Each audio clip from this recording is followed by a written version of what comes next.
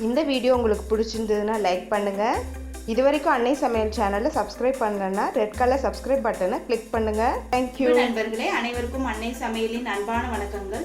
இன்னைக்கு அன்னை சமையலில் நம்ம பேச்சுலர்ஸ்க்கான சமையலை பார்க்க போகிறோங்க. கிள்ளி போட்ட சாம்பாரும் உருளைக்கிழங்கு வறுவலும் எப்படி 15 நிமிஷத்துக்குள்ளே செய்யலான்னு பார்க்கலாம். 1 கப் துவரம் பருப்பு கழுவி இதில் போட்டுக்கோங்க. அடுத்து பருப்புக்கு தேவையான அளவு தண்ணி சேர்த்துக்கோங்க.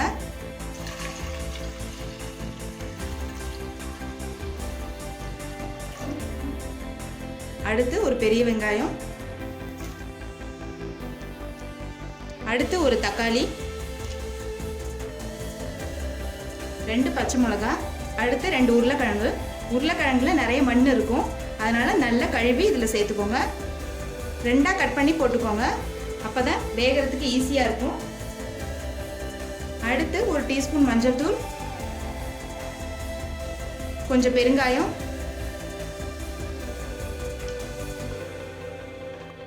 இப்போ எல்லாத்தையும் மூடி போட்டு குக்கரில் ஒரு 3 விசில் வச்சுக்கலாம். இப்போ 3 விசில் வந்துடுச்சு. பருப்பும் உருளைக்கிழங்கும் நல்லா வெந்துடுச்சு. இப்போ உருளைக்கிழங்கை இதுலேருந்து எடுத்துடலாம்.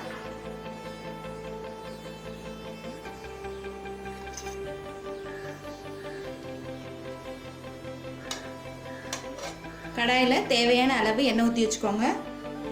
முதல்ல 1 டீஸ்பூன் கடுகு, 1 டீஸ்பூன் சீரகம், அடுத்து பூண்டு, அடுத்து கொஞ்சமாக கருவேப்பிலை, அடுத்து 4 மிளகாயை கிள்ளி போட்டுக்கோங்க.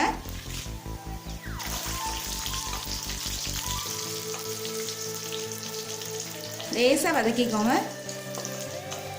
இப்போ இதில் வேக வச்ச பருப்பை இதில் சேர்த்துக்கலாம்.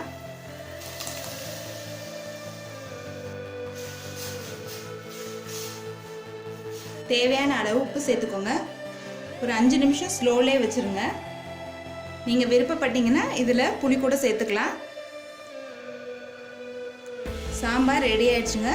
இப்போ சர்வ் பண்ணிடலாம். கடாய் இல்லைன்னா தோசைக்கல்லில் தேவையான அளவு எண்ணெய் ஊற்றி வச்சுக்கோங்க. முதல்ல கருவேப்பிலை போட்டுக்கலாம். அடுத்து வேக வச்ச உருளைக்கிழங்க மீடியம் பீசஸாக இதில் கட் பண்ணி போட்டுக்கோங்க.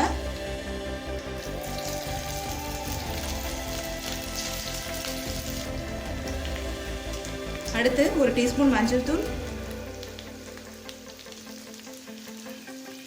அடுத்து 1 டேபிள் ஸ்பூன் மிளகாத்தூள்,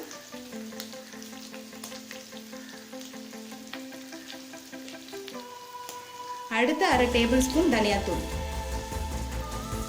தேவையான அளவு உப்பு சேர்த்துக்கோங்க.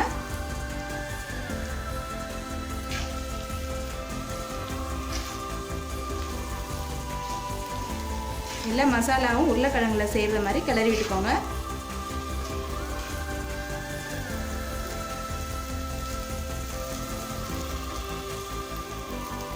இப்போ உருளைக்கிழங்கு ஃப்ரை ரெடி ஆயிடுச்சுங்க. நம்ம சர்வ் பண்ணிடலாம். இப்போ சுவையான கிள்ளி போட்ட சாம்பாரும் உருளைக்கிழங்கு வறுவலும் ரெடி ஆயிடுச்சுங்க. இது சமைக்கிறதுக்கு ஒரு 15 நிமிஷம் தான் ஆகும். பேச்சுலர்ஸ்க்கு இந்த ரெசிபி ரொம்ப யூஸ்ஃபுல்லாக இருக்கும். பேச்சுலர்ஸ் மட்டும் இல்லை, ஆஃபீஸ் போகிறவங்க கூட நீங்கள் காலையில் ஏஞ்சவுடனே கடகடன்னு இந்த ரெசிபியை பண்ணிடலாம்.